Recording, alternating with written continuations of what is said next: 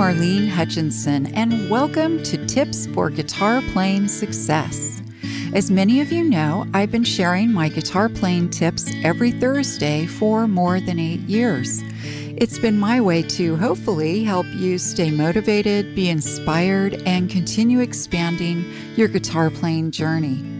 If you're interested in more learning resources like my Thursday Tips blog, my DVDs, books, virtual learning, and more, go to my website, marlenesmusic.com. And for anyone who's listening and feels like you're missing out on all the fun, you can easily join our wonderful world of guitar with my Learn to Play Guitar in a Day program, which you can also find at marlenesmusic.com. Now on to today's tip.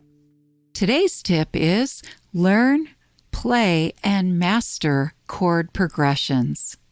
Chord progressions are great to know and, of course, to play, but you might be thinking, what is a chord progression?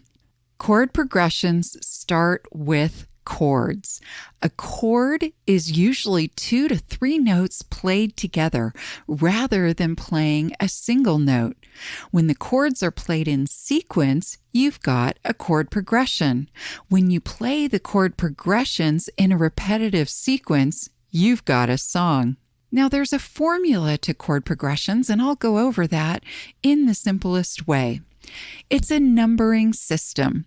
The most common sequence is 1, 4, and 5. This sequence is often called the Nashville numbering system. It's an easy way for musicians to work together when they know this system. What the numbers represent is 1, the root chord, 4, the 4th chord in the scale, and 5, the 5th chord in the scale. You might be thinking, what is a scale? Well, a scale is a chromatic scale, and it's a musical scale broken into 12 pitches. So, if the root chord is C, then the 4th is F, and the 5th is G. So, a 1, 4, 5 chord progression in the key of C would be C, F, and G.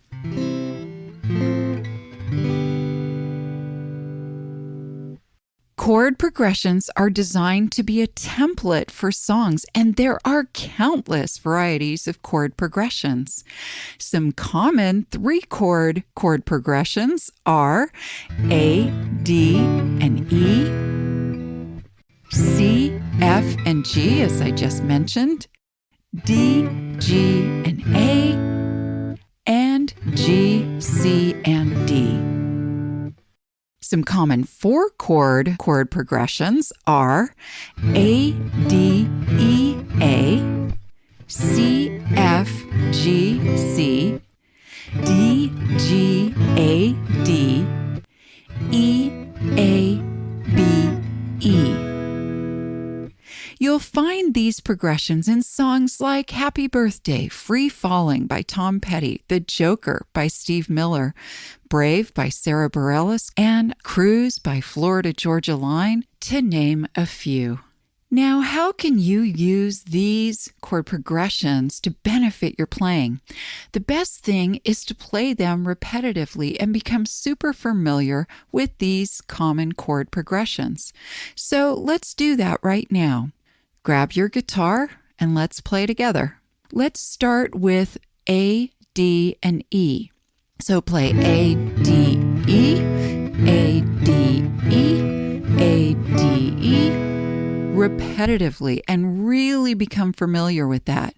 Then move on to the next one, C, F, G, C, F, G, C, F, G. Same thing with the 4-chord chord progressions. So let's do A, D, E, A. A, D, E, A, D, E, A, D, E, A. So the idea is really to continue playing them over and over so you become familiar with them and your fingers will become familiar with these chords. Plus, you'll build the muscle memory of changing from chord to chord. I would also recommend that you explore the chord progressions within your songs because they are there. You'll usually find that the first 3 or 4 chords of a song are generally the progression that was used to write the song, and it may be one of these common chord progressions that I've just shared with you. Or it may be different from some of the common chord progressions because there are many chord progressions that you could do. Either way, you typically will see a pattern, and that pattern of chords is the progression.